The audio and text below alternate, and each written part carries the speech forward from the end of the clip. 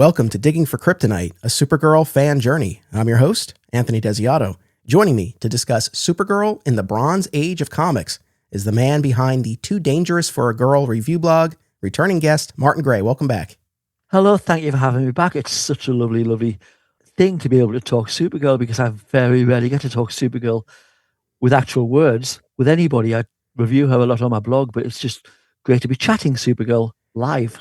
So I wanted to start by just asking you about your Supergirl fandom generally and what about the character has resonated with you over all these years. Well, I think it's fair to say that she's my favorite superheroine. I mean, as long as I've been reading comics, I've known Supergirl. She was there in the hand-me-down Silver Age comics that I got as a child. And at the same time, I was reading her early 70s comic books in adventure comics, and then there's the Supergirl comic that came out. They weren't always brilliant, but I was, a big fan of them. Just the sheer magic and whimsy and pluck of the original Supergirl stories. And I just loved it. Talking of the pluckiness, I just love the fact that, she came to Earth and pretty much immediately she's put in the orphanage by her cousin. She's told to keep her powers secret. It's like, just repress yourself. But she never felt down. She'd have the very occasional sort of, tears on a pillow moment in the early days. But very soon she was like, I'm going to do all the good I can in secret. And within a few years, DC Comics allowed her to move on and be revealed to the world as, Superman's cousin. And she just continued for several years having really interesting adventures popping up in the Superman stories. And it was just the fact that she was such a good character who was allowed to grow. She went from the orphanage to being adopted by the Danvers. She discovered that her birth parents were still alive. She went to college. She went to one job after another, back to college again a lot of the time. And even though when I was 10, 12-year-old kid, she was having pretty terrible stories in Adventure Comics or the Supergirl comic or wherever, the fact that she'd imprinted upon me as this, really, really fabulous heroine, this wonderful character who had a cute little cat, meant that I could just keep going along and enjoying her and hoping that at some point she'd have a creative team that liked her long enough to give her stories worthy of her. And I think she got that eventually. Yeah, that's awesome. I mean, on the note of her evolution, we talked about this a bit last week in our Silver Age discussion where you did see her age up and graduate high school and start at Stanhope College. And you see that even more so in these Bronze Age stories that we're going to look at. And like you say, she occupies a number of different roles and jobs and romances. And you do get to see this character move along in a way that you don't often see with comic book characters who often can sort of feel frozen at a certain point. So I definitely appreciate that. The other thing is, over the course of doing these episodes, and obviously we've been talking a lot about Supergirl Woman of Tomorrow in the lead up to the new film, which is based on that specific work. And so I've been hearing from a lot of folks about Woman of Tomorrow, including some critics, namely yourself. And what's interesting, I know that you've enjoyed a range of different Supergirl stories, including in the modern era. I know you were a fan of the Sterling Gates run and you cited New 52 as well. So I know these are not the only stories that you like in the Silver and Bronze Age. At the same time, looking at these Bronze Age selections, particularly the Daring New Adventures of Supergirl by Paul Kupperberg and Carmine Infantino, which will form the main thrust of our conversation here, seeing her as this young woman back at school in this particular instance, but this young woman with her robust supporting cast, dating, looking for love in the city, having these adventures, I could see why something like Woman of Tomorrow wouldn't necessarily align with perhaps your preferred iteration of the character. Like that kind of came into sharper focus for me. Because I said to myself, man, if he loves something like Daring New Adventures so much, I could understand why something like Woman of Tomorrow might cause a little bit of friction. Absolutely. But I mean, I've always got to remember it's, it's several continuity resets later. It's a different version of the Kryptonian Kara. But Woman of Tomorrow just didn't align with what we'd been seeing in the Superman comics at that time, whereas in, say, Philip Kennedy Johnson's Action Comics, she was there, big valued member of the Superman family. She was his number one general, really popular. And just things like the fact that she just seemed so full of despair that she wanted to celebrate a birthday off planet where she could get drunk. I mean, I don't think they really specifically do say in Woman of Tomorrow, this is the Supergirl you've been reading at this point, but still it's just, there were just, there were various issues that I really enjoyed. I praised quite to the heavens on my blog, but then there'd be something come along where it just would not land with me. I would think, I can't imagine any version of Supergirl going along with that, like the old stoning that keeps coming up and things. And I guess, I didn't even mind the fact that she was getting drunk, but the fact that she was, getting drunk alone, and the implication that nobody wanted to be with her or that she didn't want to be with anybody. And you were talking on the podcast this week about how nice it was in the trailer. Like the Clark was there asking after her, and that was great. And if there'd been something like that in the comic, but I mean, I can't argue with the craft of the comic. I mean, Tom King's a skilled writer, and I think he probably did pretty much what he wanted to do. And Bill Casavely, apologies if I've butchered any part of the name, absolute wonderful artist, great colorist, great letterer. It's a good comic, yeah. As you say, it doesn't align quite with my idea of what Supergirl or who Supergirl is, but it's out there. It's one version, plenty of other versions to come with. Look, so I love that there's a Supergirl comic out there that people enjoy. Yeah, right on. So I've been talking about it a lot. I'll leave it there. People can listen to the previous episodes we've done, but I wanted to give you an opportunity to address it because I know you feel passionately about it. But in any event, Bronze Age Supergirl here. So last time we talked about her Silver Age adventures in those Action Comics backups, taking sort of a global look at Supergirl in this next era of comics. I know she shifts over to Adventure Comics from 69 through 72. During that period, she graduates from Stanhope. She moves to San Francisco. She gets a job as a camera operator at a TV station and then ultimately quits at the conclusion of that. Then she has a 10-issue solo series from 72 to 74, where she goes back to college to study acting this time. Then from 74 to 82, she moves over to Superman Family, during which time she becomes a soap opera actress, but once again quits by the end of that.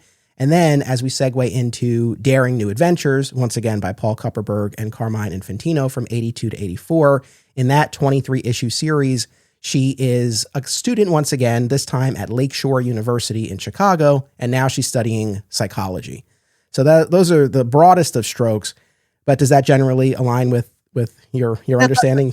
That's fair, Anthony. Pretty much every time she starts a bold new direction, she declares this is what she's always wanted to do. She's always wanted to be an actress. She's always wanted to study psychology, etc. But no, what was really, really interesting when we hit the Daring New Adventures of Supergirl period was that, now I don't know whether you actually been able to read the text pages in the first issue of the comic.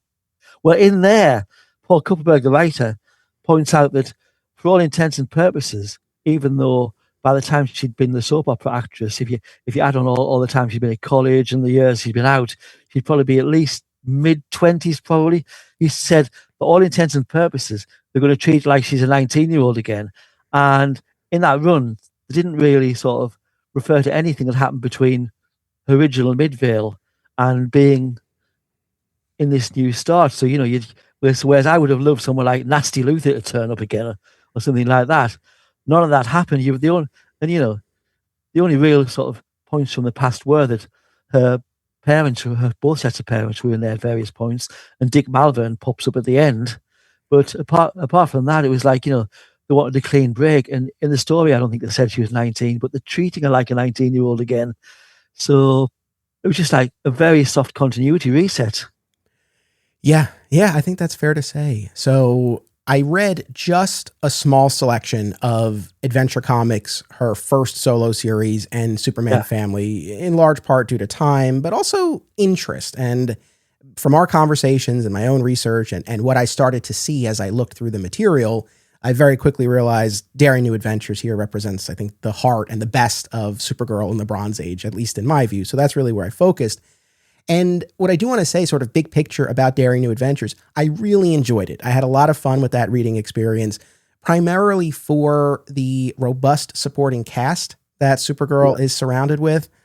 Joan and John Ostrander and Cheryl and Daryl and Ida Berkowitz and Philip Decker, more to say on Philip Decker, and this unsolved mystery about what he was lying about. We'll never know. And the characterization, plot-wise, and in terms of the adversary she's going up against, it's an interesting thing because, and I know you haven't heard this yet based on when we're recording, but looking at those Silver Age adventures, I think plot-wise, I gravitated more to those and the business with Zor-El and Alora being back and things along those lines. But in terms of the characterization, she was just overly sweet and wide-eyed and innocent, especially at the beginning. And I yearned for just a little bit more meat on the bone in terms of her character. And I got that in these Bronze Age adventures. And so it's an interesting thing now as I sort of come to the end of my pre-crisis odyssey with Supergirl. I sort of feel like perhaps maybe some of the plots of the Silver Age merged with the characterization of the later Bronze Age stories. That's probably, a sweet spot for me in the pre-crisis territory.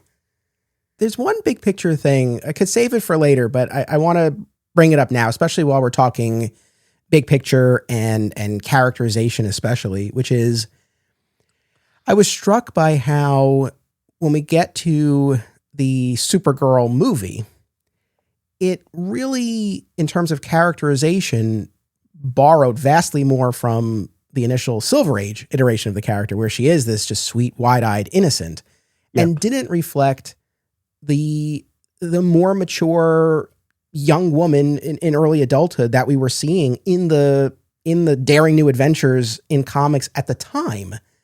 And I know for some, the Supergirl movie, it has its charms and has become, I think, a little bit of a camp classic, especially with the Faye Dunaway performance and all of that. That's great. I love that people can find value in it.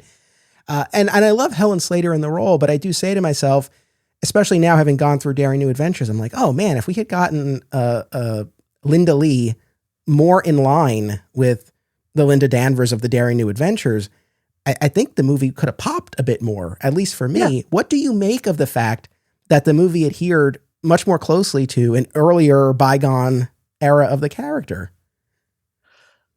I think you're right. I think that was a weakness of the film. I mean, on the one hand, I can see they were doing an origin story or, just slightly post-origin. But on the other hand, they could have just, had the origin pre-credits or early in the film, or went back and forth and showed you a bit of the origin as we went along, and just, had a more modern Supergirl who might resonate a little bit more with the people who were going to the cinema at that point. Because in the comics, I mean, this was, at this point, she was confident, she knew who she was, she wasn't trying to find herself, she knew herself, and she was going to assert herself in life. When she was in battle, she was brilliant. But on the Linda of it all, the Linda in the comics, she's so good natured. I mean, she does lose a temper occasionally, but she does the back and forth banter. I mean, Paul Kupperberg was very good at the sort of vaguely sitcom style cast dialogue. And I think if she'd been a bit more fun like the Linda in the comics, it doesn't hurt that the artist drew her so gorgeous. And Helen Slater's a great, really, really nice screen presence, and she could have pulled that off easily. Yeah. And look, in fairness, I guess they figured, well, we'll have more movies to flesh the character out. But I think there could have been an opportunity, even just in that first movie, even if you do start with the Supergirl that we have in the movie, the wide-eyed innocent, and then through the time jump or just through her experience, you see a little bit of an evolution. Another thing related to the movie, and this ties into a larger discussion about the changing costume. So I'm very familiar with the Helen Slater screen test where she's in the costume with the headband that's on the special features and all of that. Yeah. So what I didn't realize until going through Daring New Adventures, and maybe this was through interviews with some of the folks involved, I forget offhand, but my understanding is that the producers of the Supergirl film wanted this new costume with the headband in the comics. And so the comics somewhat begrudgingly went along with it, only to then see that the movie ended up going with a very classic headbandless version of the costume. Yeah. Absolutely. Yeah. I think it was back issue number 84, where there was a big feature on the Bronze Age Supergirl, and it mentions all that. And apparently Julia Schwartz absolutely hated it. And while I've always enjoyed the headbands on the chaps of Krypton, like, so, your Zor-El and your Jor-El, And when they brought it in, I quite liked, the in-story idea that, I'm a citizen, I'm paying heritage, paying tribute to my heritage, but it just looked so bleeding awful. And the fact that suddenly they started making her hair curly, it just looked terrible. It was like, let's get physical. It was horrible. That's the thing. Like, I appreciated, to your point, that in story, yes, there's this nod to her Kryptonian heritage. And I think, I don't know, maybe if the headband had looked more Kryptonian, whatever that means, or if there had been something more specific in story that prompted this, maybe it could have worked. But yeah, you're right. I mean, it ends up looking just like a workout headband, and I don't know that wasn't necessarily the best. But so on this note of her evolving costume, goodness, here I'm going to talk fashion. I'm very out of my wheelhouse here. Oh, marvelous! But I feel like this is something worth discussing when it comes to the character, because I know she's had a number of different iterations. And Daniel and I talked last time about that initial version of the costume with the blue tunic and the blue skirt. I've never been the biggest fan of the blue skirt, but here we have a few different iterations here. So in Adventure Comics, there comes a point where she starts wearing much higher red boots, like very high red boots, and the belt becomes a yellow bead belt. Yes. Yep. Now, I know there are other, especially on even just scanning through covers, I know there are a few different permutations that her costume goes through during this period. I didn't flag and list out all of them, but the one with the high boots and the bead belt, that's the one that seemed to stick around for at least a few issues. The last reader to send costumes in, that one was apparently a combination of two different reader designs. And I didn't like it at first, because I thought it made her look about 40-year-old. When she was being drawn by Mike Zukovsky. I mean, I think he's an incredible artist, and superb for realistic stories. Your Diana Prince, Wonder Woman, when she had no powers, soap opera type stories. But so often when he's drawing women, even when there was good inside as Supergirl, they look sinister and older, and I didn't like it. So once she started swapping costumes, she sometimes have two costumes in a single issue, including this very odd backless costume when she met some mermen. Very strange. But it was fascinating just to see that, she was a young woman. And I think she says in the story at one point, I'm the only heroine with a closet of costumes. And she gets the Kandorians to run some of them up, because from the bottom, because, she was regularly visiting her parents in Kandor. And it was really interesting. But then they finally did land on the costume that she had for most of the 70s. And that was a reader designed costume. And you'll know she originally had the little slippers, and then they became regular Superman type boots. I preferred the slippers because they extended her legs and made her look very good. But yeah, I've never been a fan of any iteration of Supergirl with big long boots, and especially the new 52 version with the holes in the knees. Strange. But it was just interesting because we never had a character who regularly changed the costume, and that was fascinating, I thought. Well, I don't know. Maybe thematically this ties in with what we're saying about the character. Like, she changes her costume a lot. She grows up more than we typically see. She has all of these different roles. And I don't know. I guess there are different ways to look at it. It could be that DC Comics as a whole is having just a hard time, or consistently has had a hard time pinning down a specific role or look for her. Or, she's allowed to change and evolve and try out new things over the years. Maybe just a matter of perspective. Well, the month before Daring New Adventures of Supergirl started, there was a backup strip in this issue of Superman. And it's about Kara telling Superman that she's going to be changing her life again. She's going to be leaving New York in secret hot soap opera. And, he's a little bit sort of, why are you doing this? Why are you always changing? Stick with it. You're doing a good job. And she's just basically, what she does say, the way I see it, I've always been a transient. I've always been moving on. And this is just one more change. And it's what I want to do. And it'll make me happy. And that was just, why not? Yes, you arrest this young woman, and she's just okay with that. Yeah, to be honest, I guess I am too, because I feel like with Clark, there's only so much movement that I would be okay with for him in terms of his status quo, right? Like, he's a reporter at the Daily Planet. I know we've had him on TV with GBS and the Bronze Age and all that, but generally speaking, I feel like it's a very firmly established status quo. You probably have less room to maneuver on the Superman side. So yeah, with Supergirl, I think taking that opportunity to experiment a little bit is it makes sense to me. But yeah, that costume that she has for most of the 70s. So we have a much smaller S just on one side, and we now have cleavage in the costume and red now, but not necessarily a skirt. short shorts. Is that a fair description of that version, or is it a little bit more of a I think skirt? so, yeah. I don't know. No, I would say it was short shorts. I mean, as the Bronze Age went on in the Superman family, they did become more like little flappy shorts. But originally, yeah, they were quite tight against her upper thigh, and they had these little black beading on, and I thought they looked really cute. I thought they looked good. I thought it was very drab when they suddenly had her wearing sort of traditional boots, and I love the contrast between the blue shirt and the red shorts. And very occasionally in the very early days of Supergirl in Action Comics, when she'd appear on the cover, someone would miscolor the skirt as red, and it really popped. So I just immediately liked that costume as a kid, and I'm glad she kept it. And I was very sad when we stopped seeing it as drawn by Carmine and Bob in Daring New Adventures, because I thought they did a wonderful job. I thought it looked stunning under their pen and ink. Yeah, no, for sure. And then in Daring New Adventures, we pivot to the version of the costume with the S that goes across the shoulders, the S and the red, right? That goes across the shoulders. And then finally that headband look.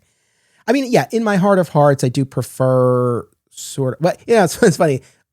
Like what I consider the classic version of the costume, but clearly is not based on all of these pre-crisis comics. But like what we see in the Helen Slater movie, what we have been seeing in the recent comics, where we have the blue tunic and I would say a relatively long red skirt and all of that. I think that's sort of, in my heart of hearts, the preferred version of the costume. But yeah, we do get a number of different iterations here.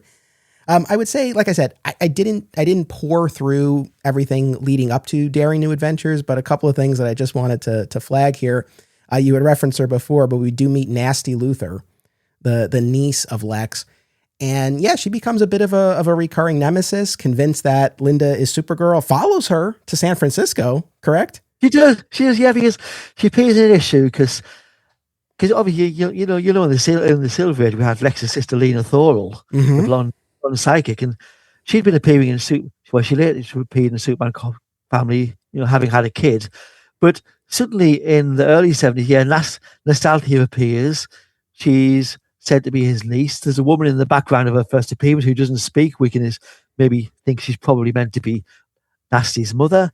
And it had to be explained, I'm doing air quotes here, in the letter column, that she was the daughter of Lex's other sister who'd never been mentioned, but she'd gone to live in Europe, probably with Lana Lan, who knows. But it was just nutty. But again, there's also another way you could read it, because the way she always says uncle, I could also read that as being as if she was some kind of younger woman he'd been having an affair with, and he was like uncle as in daddy, which is probably a bit of a creepier reading. But it just seemed weird that Mike Sikowski hadn't done enough research to realize that actually Lex didn't have another sister or didn't have a daughter, but he played so fast and loose with the powers. I mean, at one point he has Supergirl reading the minds of a cult victim in the issue where she gets the power, Adventure 397, and doing all sorts of things. So he didn't care about the continuity. But the main takeaway is that Nasty turns up and she's there for maybe a year and a half, popping up all over the place. Then never heard from her again. But I really enjoyed her. I just love the visual of, sort of the big sort of tight, big blobbed plait. The fact that she just was always just looking so evil and just wanting to knock Linda's wig off, or hiring people to knock Linda's wig off and take photographs. She was just such a fun character. Did you enjoy Nasty?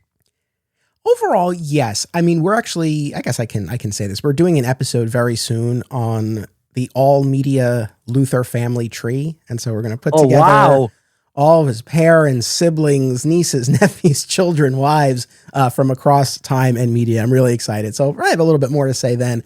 I guess I like the idea of a bit of a personal recurring nemesis for Linda / Supergirl. I like that.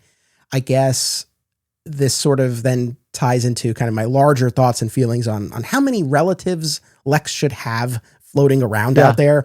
And I guess I go back and forth a little bit on that, but in isolation, I think this character worked. And like I said, I liked having this ongoing nemesis for her. And I mean, I met Nasty Luthor in All-Star Superman by Grant Morrison and Frank Whiteley. So to Of course, actually, yes. and I remember at that time, I'm like, what the hell is this? Who is this? But so to now go back and see that starting point, that was cool. And on the note of other Luthor relatives, we also meet in Adventure Comics Val Colby, son of Lena and Jeff Colby, the FBI agent she married. And we talked last time about, it was news to me that Lena had ESP in this era. And the son ends up having these psychokinetic powers.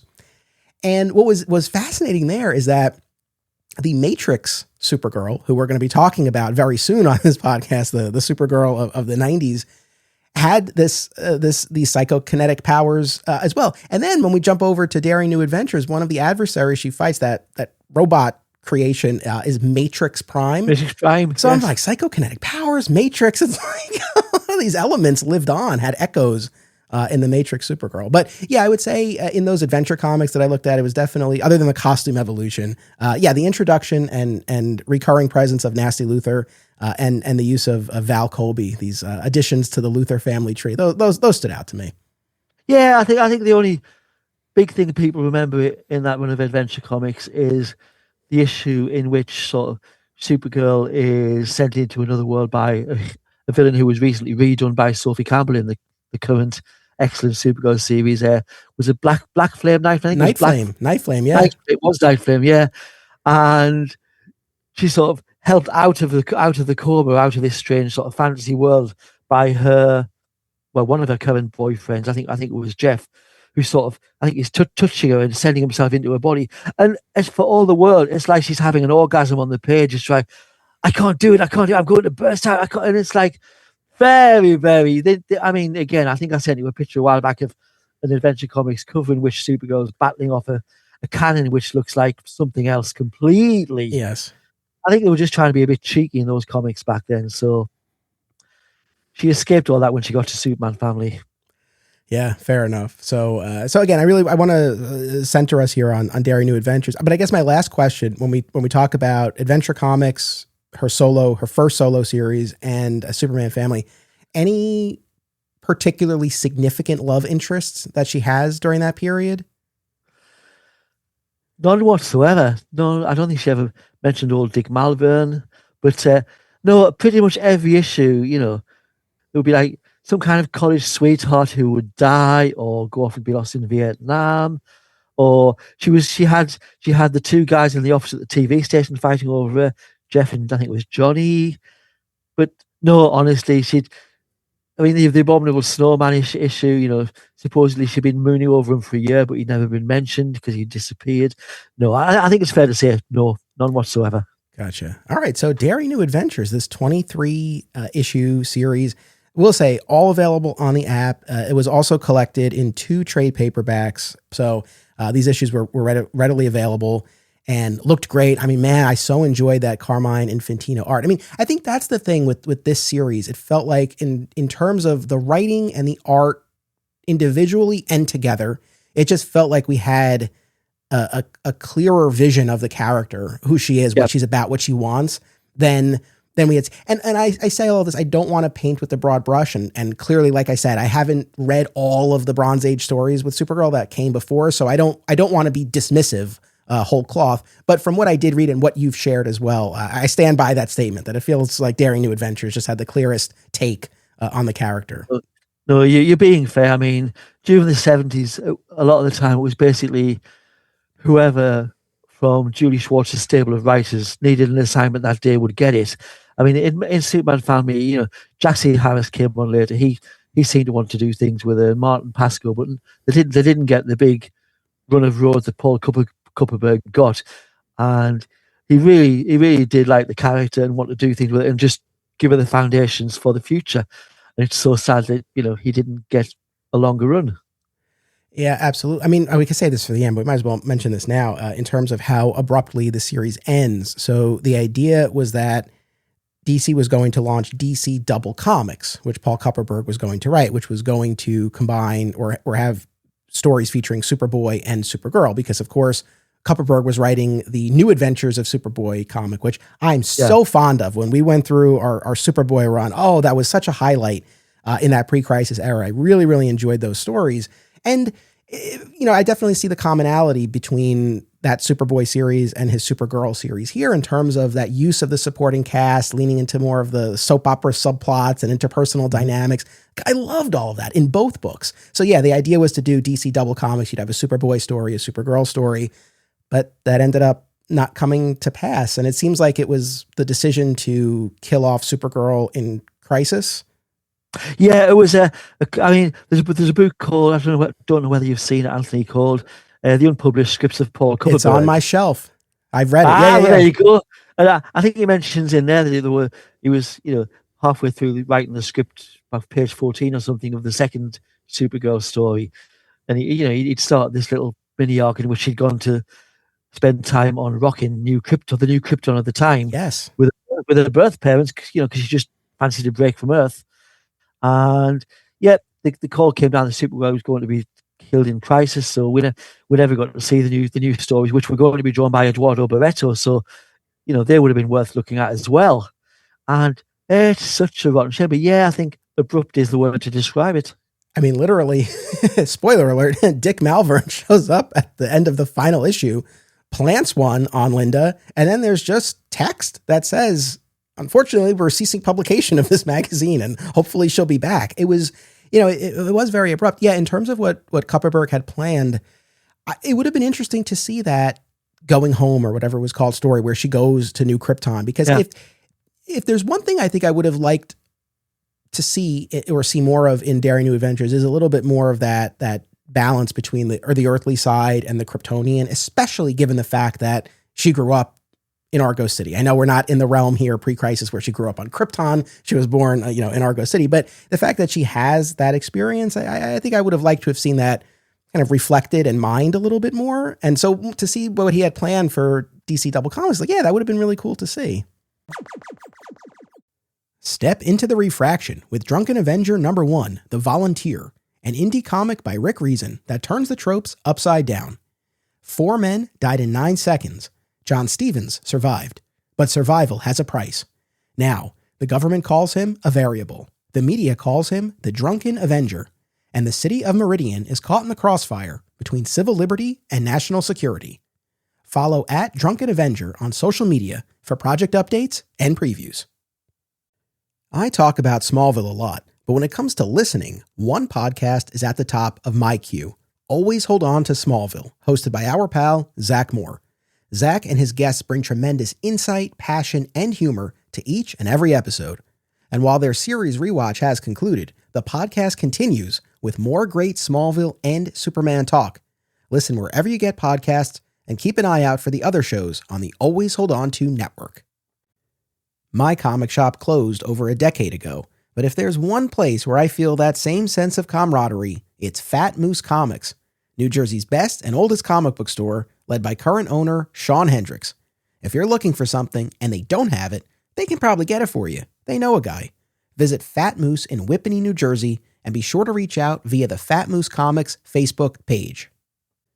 This podcast is an affiliate of BCW Supplies. The next time you need to restock on comic book bags, boards, boxes, and more, be sure to use promo code FSP to save 10% on your order. That's FSP for Flat Squirrel Productions. It helps support the show too. Thank you.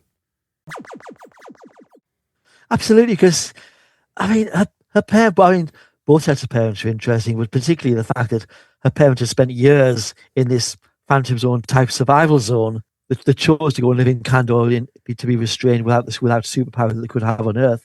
And they had the choice, they could have stayed on Earth and been with Kara, but they said, no, you're with your Earth parents now, they're doing a good job, we'll be in Kandor. It was selfless, really, and it saved Kara having to choose. And I would just love to see what she would be like with them, because in those, you'll remember in the early Silver Age stories, she was a bit of a scientist, a characteristic that's come back in the current comics, and it would have been nice to see what she would have got up to with Zor-El and what the heck her mother had about her, Allura, apart from being the mother who tucked her into the rock. Because I don't think I knew a single thing about Allura at all. So I would have loved to have seen those rocking stories. Yeah, I mean that's the other thing with this Daring New Adventure series. I was thinking about this because I was like, I am enjoying this, and it's fun, and I like the energy, and I do like this iteration of Linda slash Supergirl. But at the same time, like if I read this in a vacuum and you told me, oh, this Supergirl, she's just a human who got, she's an Earth woman who got powers, I'd be like, oh, okay, yeah, like that makes sense to me. I feel like it reads that way, which is fine, and maybe there's an argument that. Yeah, we keep talking about how she's been on Earth a long time in these stories. She's been allowed to grow and assimilate and all of that. So I think there's a fair argument. It's like, this just kind of reflects where she is at the moment. Like I said, for me, with both Superman and Supergirl, and Superman, I feel like I've had a little bit of a shift on this front where, growing up with Byrne and the Triangle Era and Lois and Clark, it's like, oh yeah, like Clark is who he is, Superman is what he can do, but he is a man of two worlds. And so I do like that to be reflected, but even more so with Supergirl, given the fact that she had those early years away from Earth. I just kind of like that to be more of a part of the character. So that was, I think, another aspect that I just wouldn't have mind amplified here. Yeah, I mean, it was very rare to sort of, that it would be brought up, the fact that she had the different life experience than Superman. I mean, there was the one scene where she's rescuing a train, and I think it might be issue 16 of Daring New Adventures, and she's stopping the train with the superpowers, I think with the super breath, and she's thinking, I mean, I've got it here, so I'm going to be doing the dialogue for a second. Perfect. Wonder why it still amazes me I can do this. I've been at this stuff for years, but it's still a weird feeling. Maybe if I had grown up with superpowers like Cousin Kara, it wouldn't be that way. But I suppose deep down, I'm still 15-year-old Kara Zor-El from Argo City, just an ordinary hometown girl. Right, ordinary. And yeah, more of that kind of thing, certainly. Yeah, but at least that's, I mean, look, boy, you pulled up the perfect specific example that runs counter to what I was just saying. But yeah, like more of that. That's what I was. It was a one-off. But yeah, like more of that I would have liked to see. But yeah, on this note of love interests and how this book ends and what was planned, and there's more that we can unpack about the series itself. But yeah, at the end of this Daring New Adventure series, Dick Malverne shows up right out of nowhere, plants one on Supergirl. Now, Kupperberg, in his book of these unpublished scripts, talked about how Linda was going to reject him in the next iteration. And I think there was a line about how Linda's friend Joan was going to kind of take Dick Malverne in. and yeah, that could have been a new avenue for both of those characters.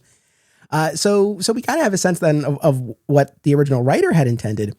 But there's this heartbreaking short story in Tim Sale's issue of Solo, where we see what happened after that, right? In this reimagined version, where they didn't reconnect after that moment on the street for a couple of weeks, and it turned out, unfortunately, that Dick Malverne was ill. He was dying, and he calls Supergirl to the hospital, and when she arrives, he addresses her as Linda, and he says the line that he says every time that he sees her: "You sure look pretty." And he reveals his illness, his days are numbered, and that he always knew that Linda was Supergirl. And he apologizes for teasing her, for making it hard. It's like, I know I probably made it harder than it needed to be when you had to sneak off. And they share this moment, and it's so heartbreaking. It's a weird thing. I guess I feel two different ways, because on the one hand, for the character of Dick Malverne, it's like, I don't know, maybe I'll just use Paul Kupperberg's plans as my headcanon. It's like, okay, it didn't work out with Linda, but he found somebody else. But in terms of just dramatic richness, what we got there in that Tim Sale solo story is I found that so affecting. Yeah, I think the script was written by Diana Schutz. Yes, which, by the way, I had to work real hard to find that. It wasn't because I pulled up the individual issue on the app, and there weren't credits that I could find. But then in the deluxe edition of the hardcover collecting Solo, they actually had the stories broken out. So yes, you're correct. Yeah, I don't know why they just didn't have it on some page of the story. But yeah, I mean, on my little notes here, I've written Heartbroken as well. I mean, because the Tim Sale art was lovely. The script was so sensitive. And I mean, if you want to headcanon it, not the same thing. Well, she was in a Silver Age costume, but on the other hand, it feels thematically, it feels like something that, could have been the case. And what the heck, doesn't matter anyway. In itself, it's just a wonderfully done little story. So very sad. It would fit with what we knew. And it was, I read that the first time, and I cried. And as they would say in the Silver Age, choke. Sob. No, yeah, no, it was very moving. And also, I mean, again, not that the continuity of it matters, but in the current Sophie Campbell series, there is a reference to Dick having passed away. So, yep. So perhaps it is taking its cues from this. I don't know, but yeah, that was very moving. So I just kind of wanted to mention that in terms of what was planned. And I guess this is a good jumping off point. So in Daring New Adventures, Linda does have a regular love interest, this conductor Philip Decker. And there comes a point where she realizes that he's been lying to her. He keeps saying he has rehearsal at a certain day and time, but she checks at one point, and the person she talks to is like, no, he's not here. Like, they don't rehearse at this point. And she calls him out on it, and his response is pretty flimsy. He doesn't have a strong accounting for this. And as the series ends, we never find out what this guy was up to. And both you and I have reached out separately and asked, do you know what was going on? And he says, I can't remember, which to me says that, Mr. K was vamping, sort of. But it's like with the Dick Malverne thing, maybe sort of a subplot that'll sort of, because they had planned the double comics. I think it wasn't announced that it was coming in the last issue of Daring New Adventures. So they wanted to sort of get the readers over there. But if not, it's like, I think we had about, maybe 3 or 4 issues of sort of this little subplot with Philip. But what I liked about that was that Linda didn't do what she would have done in the early Bronze Age and just went off and wept and stroked a cat. She just, she lost her temper and then just got on with her life. I'll work it out later. Yes, I agree. I agree wholeheartedly. I mean, I'll be honest. I don't know how invested I was in Philip Decker or their pairing all that much. It was okay, I suppose. You seemed a bit. You remind me a bit of Terry Long. He seemed to me like an older guy. He definitely seemed older, and I don't know, maybe a little bit full of himself. I don't know. He was fine, but that was an element of intrigue that I responded to. But yeah, it's so funny that you and I we should have just coordinated, but instead we each independently over these recent days reached out to Paul Kupperberg to ask. And I had such a laugh about this before we sat down to record, because I'm saying to myself, he must think, like, why all of a sudden after 40 years are multiple people hitting me up to ask about the unsolved mystery of Philip Decker? Well, I mean, that was one of the reasons I bought his blooming unpublished scripts in the first place. I wanted to know what happened to Philip, what happened to Poor Dick. Although he wasn't Poor Dick at that point, he was like exciting Dick turned up on a doorstep.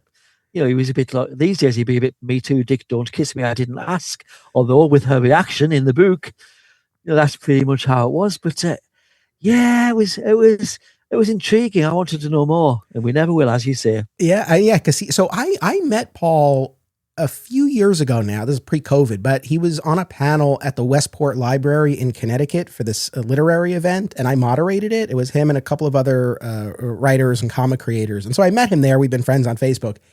And so I reached out, and I think probably similar to what he said to you on social media, he was just like, I'm sure I had something, but 40 years later, I don't remember what it was. So it's one of those things. I don't know. And I take him at his word that he had something in mind for where he was going with this. Right. But as far as what it was, it's like, I don't think it's that he had another girl or a hidden family or something like that. I feel like that would have been too obvious. I feel like it had to be something else. But as far as what that other thing would have been, I don't know. Do you have any theories or anything that you would have wanted it to be? No, he might have been off composing a song for Linda. He might have been at a donkey sanctuary. I can't think of anything beyond the obvious soap that it would be, but I don't want it to be that. And I think Paul Kupperberg's far too smart to make it something like that. He'll sort of, I think he'll, let you zig, and then he'll do the zagging. So, no, I don't know, but it's good that because I was certainly invested. Yeah. I mean, I don't know. Maybe he was a plant by Nasty Luther to go after Linda, but then he was having conflicting feelings because he actually came to care for Linda. And he could have been something. And he wouldn't be able to pull the wig off because at that point she got that magic science comb that made her hair go blonde and curly, sadly. That's right. Which I'm so glad you met, because it's funny. didn't write that down when I was putting my notes together. And then earlier I was like, oh, don't forget the comb. And then I forgot the comb. But you brought it up, which, yeah, we're seeing in the current Sophie Campbell series. And I read that first and I was like, well, this must come from somewhere. I'm sure it does. Just like Night Flame, just like Leslie Lar. I mean, she's pulling so much from the pre-crisis era. So yeah, in Daring New Adventure, she does get that comb with, was it unstable molecules or something to that effect? Yeah.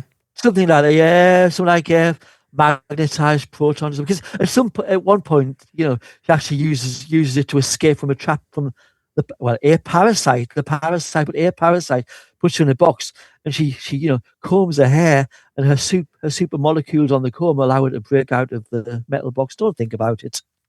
Yeah, I like that explanation in the comics, and I like that there was a scientific reasoning for it. It wasn't magic. Which they could have gone down that road, but they didn't. Because it's one of those things, you look at the Supergirl TV series, for example, and it's like, I understand from a production standpoint, it's like you don't want to have to keep changing her hair color regardless of how they do it when she's changing identity. So they got as far as they can with her different hairstyles as Kara versus as Supergirl, and it's fine. But yeah, it definitely does help. And there too, she's wearing glasses as Kara. But yeah, I mean, it does really help in these Supergirl stories to help account for why people don't put two and two together. Cause it's like, yeah, I mean, totally different hair. I mean, that's not nothing.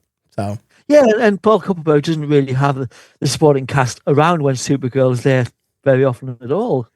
Yeah, absolutely. You mentioned this. So the end of issue 23 with Dick Malverne showing up, and you're right? He just grabs her and kisses her, and you get that sense from the fact that her eyes are open and she's like, like she's not having this. And we know where Kupperberg was going. That no, she was going to reject him. And it's one of those things. Yes, you shouldn't just grab someone and kiss them. But that aside, it's like with a little reworking, that last page actually could have been a proper series finale with closure, right? Like if Dick showed up and she was like, Dick, like, I mean, I don't know, you'd have to accomplish a lot in one page, but something that sort of accounted for the fact that like, yeah, I've been with this other numbnut who's keeping some secret from me. Like, it's not right. It doesn't work. I see you. All these feelings have come back. Like this is right. And then they embrace and they kiss and like that could have been the end of the series, but obviously wasn't. Yeah. As far as these other supporting characters, I guess the one we probably spend the most time with is Joan Raymond, right? Who she meets in the registrar's office. Yeah, she's like a whirlwind. She's like a Peppermint Patty type figure who'll just drag you along with her. But we don't actually find out much about her. I mean, we know that she's a party girl. I think there's some reference to the fact that she's always still getting straight A's, but she's at least claiming that she's out 5-6 nights a week. And I would imagine in real life, if you met someone like that, you might find her a little exotic, but she wasn't the roommate. She was in the flats, the apartment above. And I just really, really enjoyed her on panel. I just wanted to know more about her. How about yourself? Yeah, same. Like, yeah, there are a lot of references, like you're saying, the fact that she makes great grades. Yeah, she's always out. She's on dates with all these different guys, like every night of the week. And yeah, there always seems to be this question of like, yeah, how is she pulling all of this off? How is she able to burn the candle at both ends? And I don't, we didn't ask Paul this. It's like, yeah, I don't know. I don't know if there was meant to be some larger, deeper explanation for how she's able to accomplish all this, or if it's just like, yeah, she just has this never ending well of energy and she's able to do all of it. I mean, I don't know, but she was definitely, she was fun. I like the energy that she brought. Yeah. I was just reading that she was, pretty much exceptional human being, just one of those people who can do it all. I mean, in real life, if she continues to like that, at some point she'll have not crash sounds too dramatic, but she'll think, got to slow down a bit. But it could be that she's like that during college, and when the vacation comes, she just has a little rest at home with her mom and dad. I don't know, but I wish she'd come back at some point. Sophie Campbell might bring her back. I feel like, honestly, man, like any of the stuff we've been talking about in these Silver and Bronze Age stories, I feel like is more than fair game. And we might see, I mean, the fact that Campbell brought back Night Flame, it's because, it's funny knowing that Night Flame has been in the book recently and that it's a pre-crisis pull. I thought that Night Flame had a larger pre-crisis history, and it's like, no, it's like an issue. That was it. Yeah. One issue on the cover with green hair, and she's quite threatening, but yeah. So I just love seeing getting echoes back, even though they weren't the strongest stories, just to see them come back and then perhaps even in stronger forms is great. But I think actually the villains in this series, Daring New Adventures, some of them were pretty lame, like the Gang and Matrix Prime. But look at Reactron, who debuted here, and he's had an amazing afterlife from this series.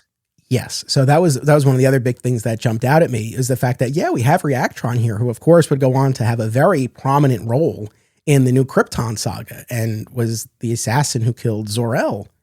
Yeah. So it was really cool to see the debut here, but I'm glad you said it first, because otherwise, while I love the soap opera aspects, the supporting cast, all the interpersonal play, yeah, the adversaries here, the plots of the individual issues, not necessarily my favorite here. So yeah, there was this clandestine organization, the council, that was controlling the flow of information, and they employed the gang and this Matrix Prime. So we had a bit of that business. There's a mad scientist who creates these miniature replicants of Supergirl. Although there is a really interesting follow-up to that. I think this is a favorite issue of yours, right? Where you find out that, and we don't get this reveal until the end of the issue, but those depowered replicants merged into one Linda and was able to essentially block Supergirl's memories of her own civilian identity. So you have this entire issue where you have a Supergirl flying around being like, all right, like I'm done with my my patrolling for the night. I feel like I'm supposed to go somewhere,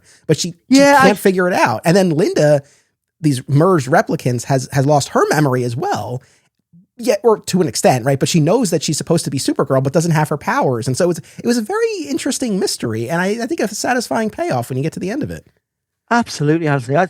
I thought that was a really, really nice way of showing how important the Supergirl part of their life was to Linda, and how important the Linda half of her is herself. Like she is both. It wasn't like in Superman Family where there was a long-running subplot whereby Supergirl decided, she just thought she wanted to be an ordinary woman. She'd had enough, blah, blah. It's like, no, she is Supergirl. Linda is Supergirl. They're the same person. And I think Paul Kupperberg did a great job there. But I wish it was only this past week, but we were chatting about this online with somebody on Twitter or somewhere. Someone came up with the idea that perhaps this Linda who goes off at the end of the story, the clone Linda, because at the end of that story, Supergirl says, well, there is room on this planet for two of us with the same face. You can have your own life. And obviously, with the crisis coming, we'll never see that Linda again. But that that after the crisis, she might have been the Linda Danvers who became merged with the Matrix Supergirl. I mean, okay, there's various barriers to that, but I just think that's good creative thinking. Well done, my fellow fan. Yeah, so I had not that exact thought, but a similar thing where you get to the end of the issue, it's like, oh, is she just out there? And again, it's like with Crisis, that can account for a lot of it, but yeah, I don't know. Maybe there's a little bit of headcanon there. Not that she literally was the Linda of the Peter David series, but yeah, I don't know. Just that this idea that the character's out there.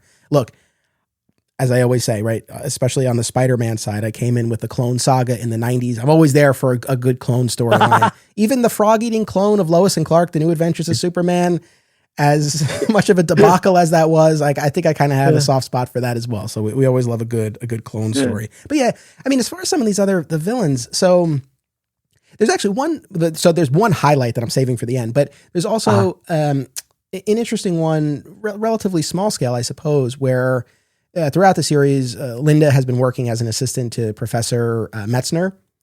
Barry Metzer, I think, right? Yeah. And he's writing this book, this profile on this criminal Jackson Burroughs, and they end up taking him, and she has to intervene to save the professor. Like I thought that was a solid one. Also, as someone who works in higher education and has seen certain faculty members' offices, the running bit of just papers everywhere and the place being in complete disarray.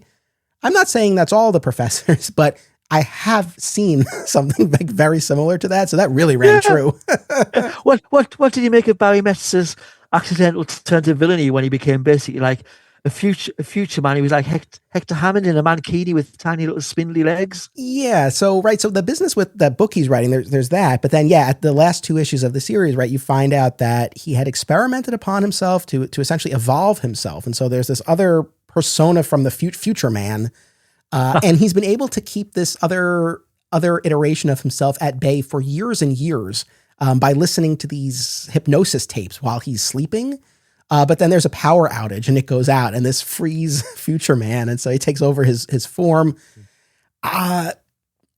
I think I was good with the earlier story where he's writing the book and he gets taken. Yeah, The Future Man business and the visual of it was a little silly to me, but I like that they were doing something with the character. How about you? How about yourself? No, I thought it was enjoyable. I thought Carmine was perhaps taking the mickey a little bit with the visual, because it's like I'll give him the silliest costume and the stupidest body. I mean, he must have been using 90% of his psychic power just to sort of keep his upper body from crushing his legs. Yes. Yeah, there's a lot of head there. So there's that bit. And then the first pair of adversaries in the entire series, Psi and Decay. Decay, by the way, for anyone, as a frame of reference, for any fans of the Kevin Smith film Dogma, the poop monster, basically that character. Really? Yeah. Oh, I didn't know that. Visually, like it looks like just a poop monster, for lack of a better description. I did enjoy Decay, and I enjoyed again. He came back recently with Sophie Campbell as well. I enjoyed Decay, and I enjoyed Psy. And I think Psy was on the TV series as well, a version of Psy. Oh, okay, gotcha. But again, she had an appalling. In fact, she probably had pretty much the same costume as Barry Metzer, just a horribly showing too much skin tight costume that there's not a reason in the world that anybody would wear that. Never mind someone who's all about the brain. But that was interesting. I mean, she was interesting in that she was being the guy who became Decay. He'd basically groomed her to be. He found out that she had the powers. And he was grooming her, and it was just horribly creepy business. Very much so. But what I was saying, I think a highlight of the series for me, there was a 3-issue arc that featured Ida Berkowitz, the den mother / landlady of this building where Linda lives, and Joan is in the building as well, and John, all these characters that we're talking about. And I felt like this was a very affecting and sadly still timely story where in these issues, there's this wave of anti-Semitism in the city, and someone spray paints a swastika on the door of Holocaust survivor Ida Berkowitz. And ultimately we find out that the ringleader of this movement in the city is this new villain, Black Star. Yeah. But and she does have power. She has the powers of the cosmos, and she's able to shift her form and all of that and appear younger. But what we find out is that she's actually the daughter of Ida, Rachel, who Ida thought had been killed during the Holocaust. But it turns out, we find out that young Rachel had been able to sort of endear herself to one of the German officers and was able to get out, but came to essentially hate her own people for not being able to save themselves the way she did. And so she ends up becoming an agent of the very group that killed her people. I mean, it's so on that grand level, but then also the on the personal level between Ida and this daughter. I mean, it's so heartbreaking. But one of the things about it that I think, subject matter aside, the fact that this was a story that really, I thought, integrated the villain plot and the supporting cast, because you have Ida and you have Joan and Linda and like you have all of the other folks in the building rallying around her, trying to figure out the right way to help her. So I felt like this was an instance where all of the parts of the series really came together in an integrated way, more so than you typically saw. I thought this was so strong. Yeah, it was great, because I think it's one of only 2 times in the series whereby the villain is directly connected to her friends and family. And it was just wonderful, because before that, Mrs. Berkowitz has been very much, your TV sitcom Jewish den mother type. Absolutely lovely. Always happy to see her on panel. But then suddenly you're seeing these awful emotions, this PTSD that she's got. And I mean, on the one hand, it just surprised me that Linda had such a hard time.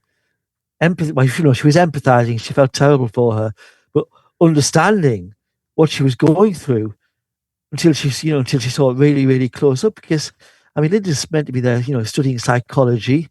In the first issue, Paul Kupperberg does, not to a Tom King level, but he does lay out the horror that Kara had lived through on Argo.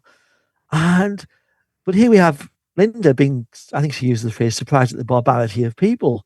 And maybe the idea was that Argo and Krypton was such a shining place compared to Earth, or compared to what she knows of Earth.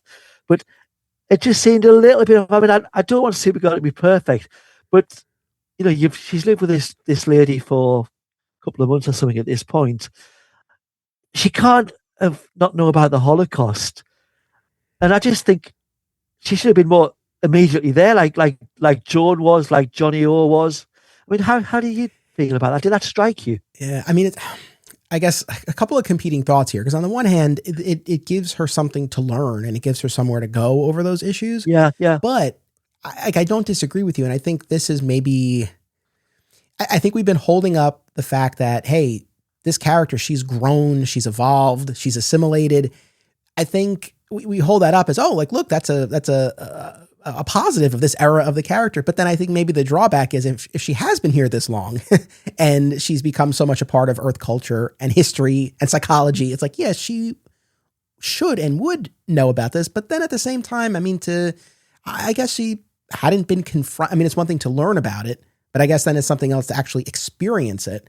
And when I say, still, frustratingly timely, there's this idea comes up, right? The fact that, this wave of anti-Semitism is rising in it. And whether it's Linda or other characters, sort of voicing this idea of like, well, it won't get that bad. Like, how could so many people go along with something like this? And it's like, well, you saw it previously and we have seen it since. It's like we have lived through instances where it is absolutely baffling, right? How people can get swept up in these hateful ideologies, and yet we see it continue to happen. But I guess, maybe this was an instance where she was seeing it in a way that she hadn't before.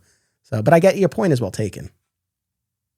Yeah, and that is that's thank you. You put my head a bit more straight on that. Yeah, because we do get people in real life saying, it couldn't happen again, and it does keep happening, sadly.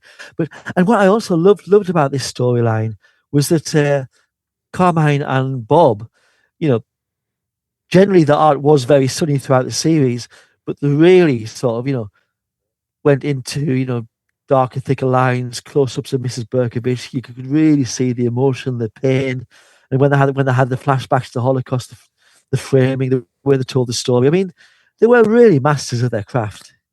Yeah, no, I mean, it's one of those things, because we're talking about all of these pre-crisis stories. I don't know, for audience members who are listening who haven't read them, I don't know to what extent they're going to dive in. Our conversations might be the way that they experience these stories, and that's fine. I'll take that. But I'm sure there are going to be some folks who are going to want to look at these stories themselves. And like we're saying, when you look at the sea of Bronze Age stories, adventure comics to the solo series to family to this, there's a lot. And I would say, if you're really going to drill down on one thing in particular, I would say it should be the Daring New Adventures series. But then even more specifically, if you're like, well, I'm not going to read 23 issues, these three, and I think it's 12 to 14 or somewhere around there, but about midway through the series is this arc that we're talking about. That, and then that later one, you'll see the cover where there's two Supergirls, the clone one that we were talking about before. Those are definitely ones that I would say, if you're only going to read a few, read those, because I think you get something out of them. Absolutely, because again, Paul Kupperberg, it reminds me a little bit of when Carrie Bates was writing Captain Atom. They'd spent years, like Carrie Bates, decades working under Julia Schwartz, being encouraged to do the surprise, twisty story with very light-hearted characterization. Then suddenly they get a little bit more leeway to do something a bit darker, a bit sort of more truly emotional, and they just nail it.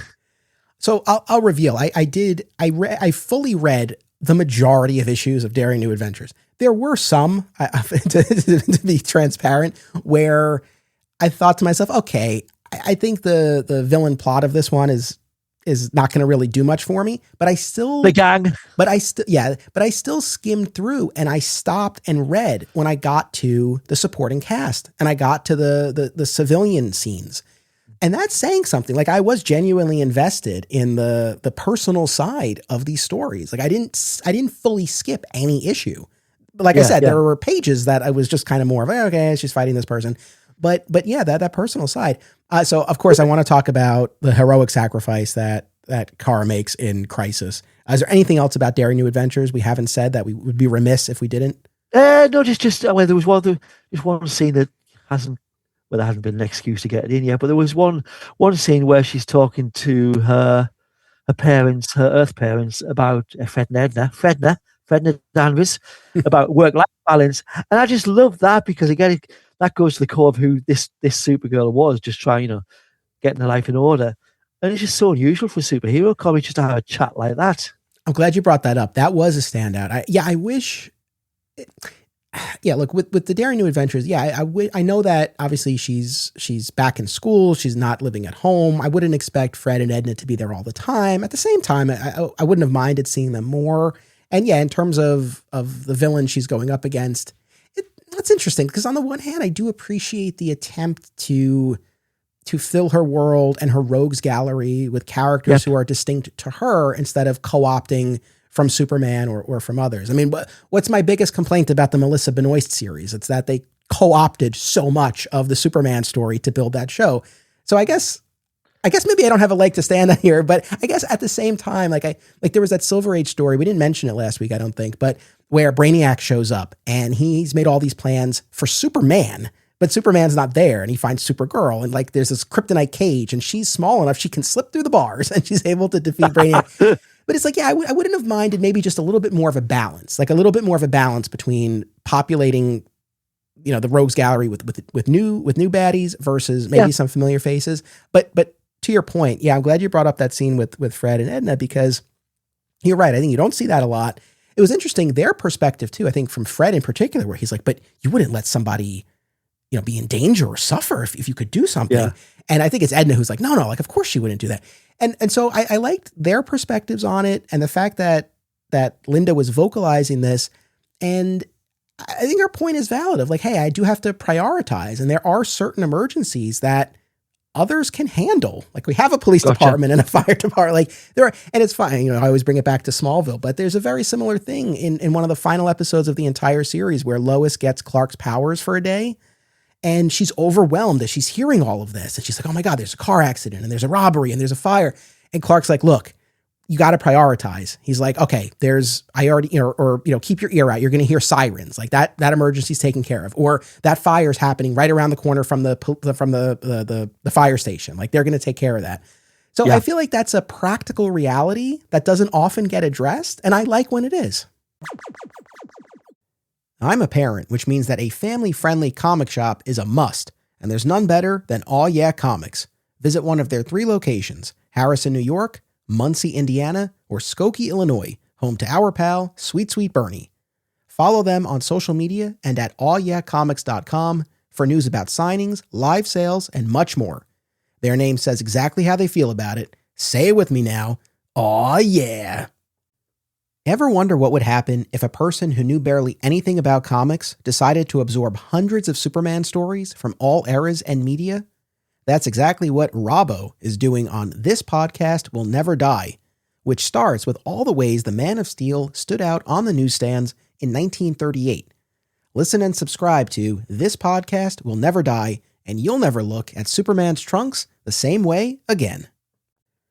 We love digging into epic comic book runs, but what about the art of the single issue? Single Bound is a podcast series hosted by married couple Amy and Logan as they review single issues of comics, many of them starring the Man of Steel, Logan's favorite character. Listen and subscribe on Spotify and YouTube, and follow the show on Instagram at Single Bound Podcast.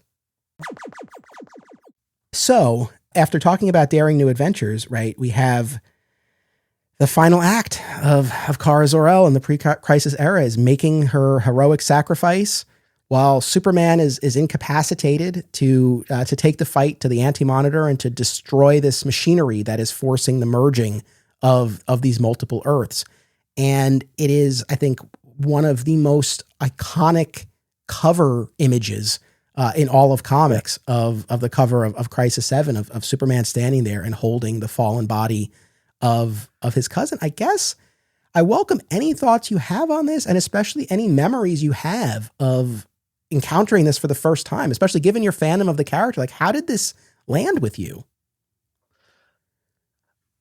Mixed feelings, sir. Mixed feelings. I mean, I don't think I was reading the fanzines, but I don't think I knew she was going to die in that issue.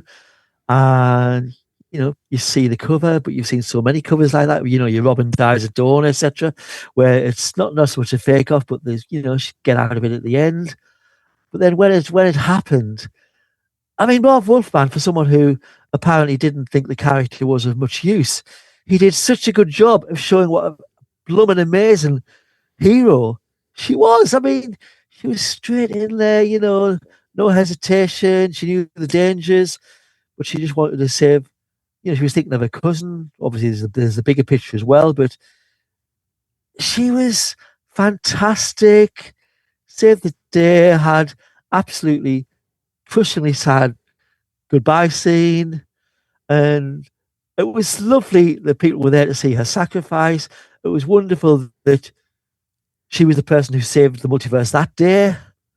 But I just, having read, the couple of years of Daring New Adventures of Supergirl, I don't think she was a useless character. I mean, she was not just, as some people would say, Superman in a skirt. We'd seen various times where she would just do things differently. As we know, she had the different background in terms of her Kryptonian experiences. She had two pairs of parents alive, whereas at that point he was a total orphan. Even if after the crisis, with the Kents having a life, which I got used to and I loved, you know, more parents. I'm all for more parents. And if the DC higher ups, didn't have faith in Kupperberg, they might have at least tried a different creative team. So the role was memorable. It was heartbreaking, but it seemed very unfair. I just thought DC were being dishonest, and that it wasn't because Supergirl was a useless character, undeserving of a spot in the DC universe. It was because they were just determined to make Superman the last survivor of Krypton. They were saying, this is what we're doing. But no, that's what you're doing, and be honest about it.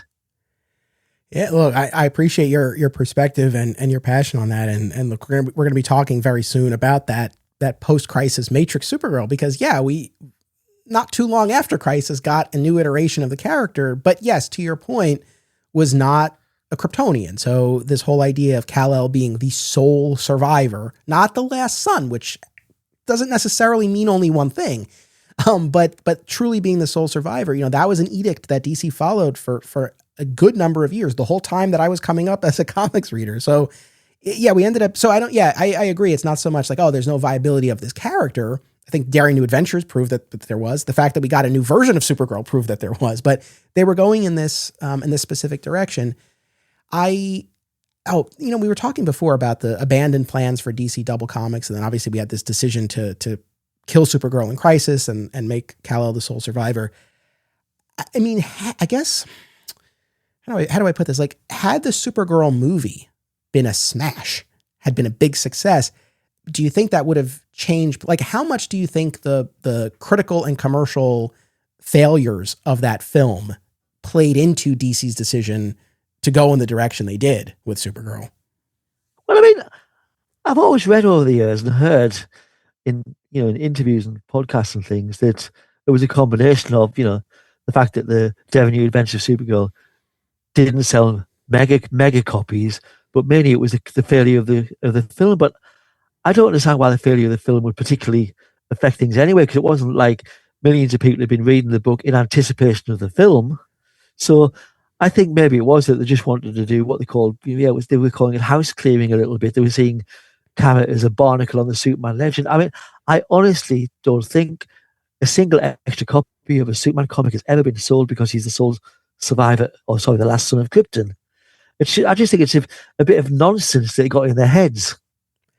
Fair. Like I've always said, I think there's a line in terms of how many other Kryptonians should be out there, but I think there's definitely room for at least some under certain circumstances. And I do think that the arrival of his cousin as this tangible connection to his home world and this familial bond between them, I think there's a lot to mine there. I think there's a reason why this version of the character ultimately came back, I guess. But this question about the movie and what effect it had or could have had if it had done better. Yeah, I don't know. It's hard to say, especially because we know that after Crisis, after in the comics, it was decided Kal-El, sole survivor, was never Superboy, right? We had a Superboy TV series for 4 years. So bonkers. Yeah. So I don't know. That's maybe a bit of an open question that would be hard to pin down. But as far as Supergirl sacrifice in Crisis, I've always been, and it hasn't been that long since I went through all of the Crisis material again. And I've always felt the Barry Allen sacrifice felt rather abrupt to me. That was a death that I wouldn't have minded having more space to breathe, so that you really feel its impact more. Like and it always, every time I go back to Crisis, I'm always like, oh man, like it happens so well. Maybe it's fitting. It happened so fast for the Flash, but at the same time for Supergirl, I really, really appreciated that there were a few pages where we were with her in that final battle and those final moments and the aftermath where you have Batgirl, for example, talking to the world about Supergirl and what she was all about and everything. So yeah, I mean, I think it's one of those things where I think that death scene certainly had an impact. In the final moments between Supergirl and Superman, and I don't mean to undermine the moment, it's a very moving moment, but I wouldn't have minded if some of the dialogue had been a bit more about her. I feel like so much of it was about him. Yeah. And how much she loves him. Like, you're so wonderful. Yeah. I just wouldn't have minded a little more reciprocity in that, or if it had been a little bit more about her. I guess the other thing that comes to mind, or we're talking crises, there's that, to me, iconic line at the beginning of Infinite Crisis, where we have this fracture among the Trinity. And Batman says to Superman, he's like, face it, Clark, the last time you inspired anybody was when you were dead. And it's like, oh, I guess my question is, and it's funny because Sterling Gates, when he was here, he said something to this effect about I'm paraphrasing, but like how large Supergirl's death in Crisis looms, over the character. I guess, do you ever get that sense as a Supergirl fan that maybe, I don't know, folks fixate on that or gravitate to that, or that it looms so large at the expense of what she actually did when she was alive and these adventures that we're talking about? Or no? I don't think so. I mean, I could really only speak for myself, but as far as I'm concerned, that happened, and the Supergirl, all the version of Supergirl we've had since, haven't been the same character. So I've been, letting them have fresh starts, even when they've just had a fresh start as bad as the Jeff Love Supergirl fresh start or the New 52 fresh start, because generally they improve, and writers and artists bring them a bit more towards what I think of as a more classic, decent version of the character. Not decent in terms of naughty, but just decent in terms of workable and good hero. But no, I mean, I'm not keen on this new idea that Darkseid brought her back from the dead. I'd just rather have, this is the current continuity's version of Supergirl, who is from Krypton.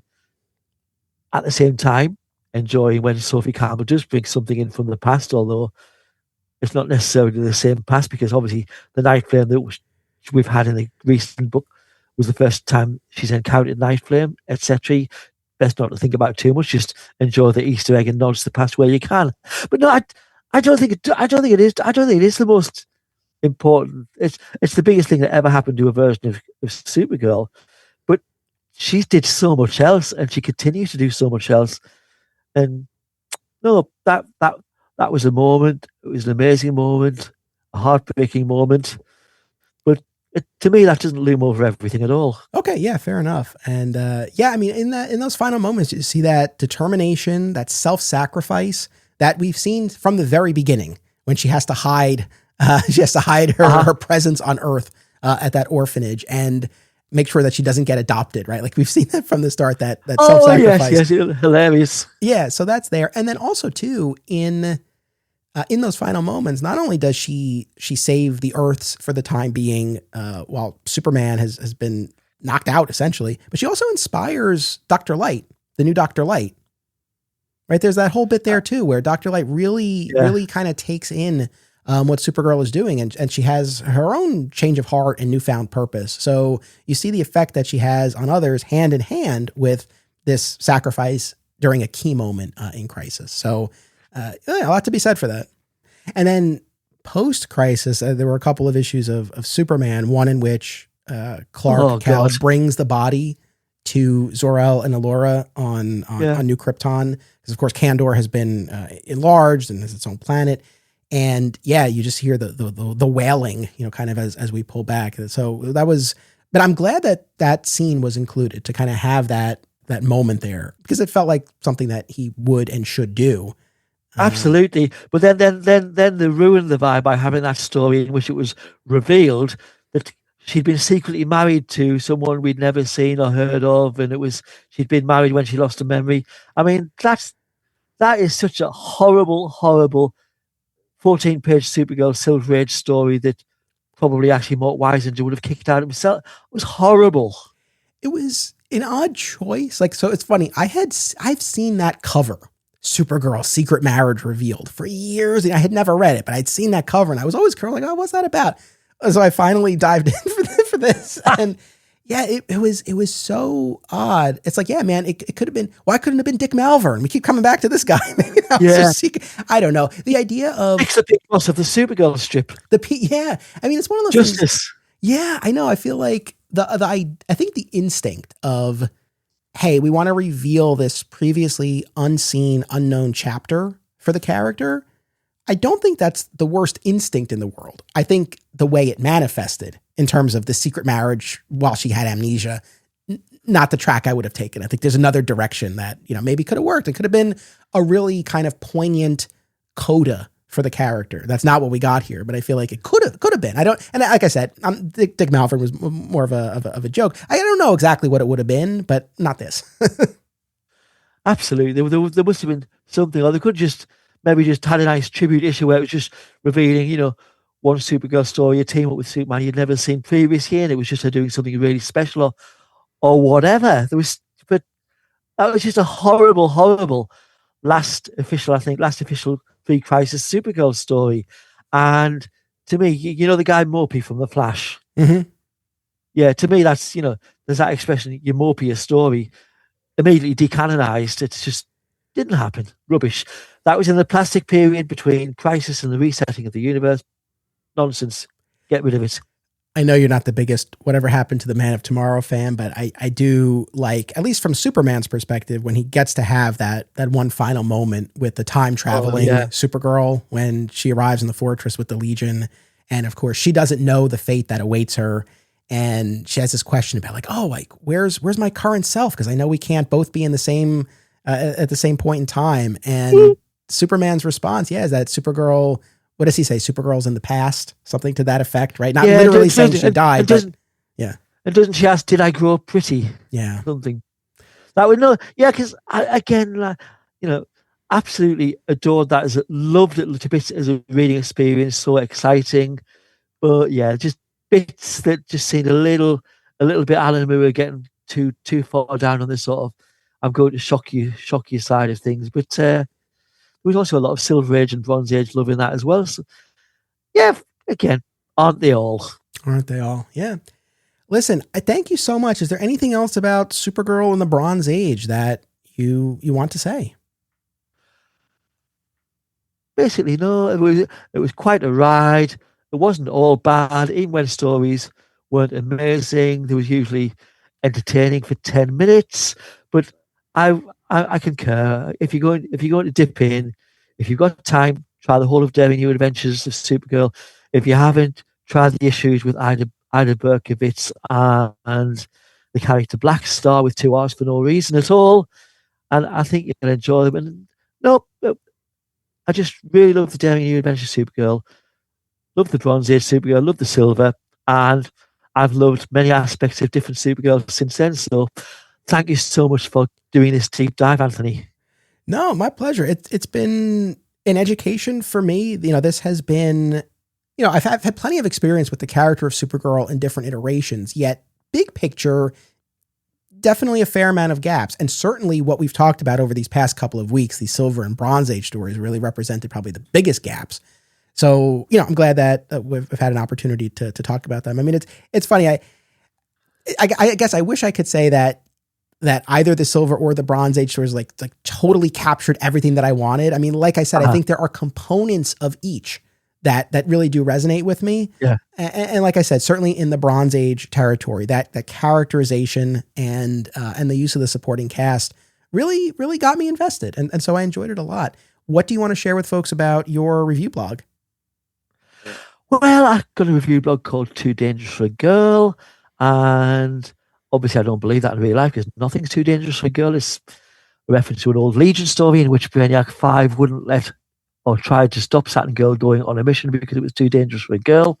But yeah, I do 2 or 3 reviews a week, usually DC reviews, because even though I enjoy Marvel as well, the Marvel comic reviews never get much of a response, which is strange. But and I review pretty much every issue of Supergirl, every issue of Superman, because that's the way I am. So if anybody has time to pop in, drop by, have a read, leave a comment if you want. But just having a read's quite nice. I just love to hear the thoughts of other people. Just, not to find out whether they agree with me, but just to see what people are thinking about the comics that I enjoy.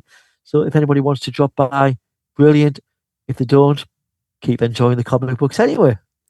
Excellent. Well, I always enjoy the reviews. I'm always curious to hear your take on the current issue. So I'll include the link in the show notes, and I hope people will check it out.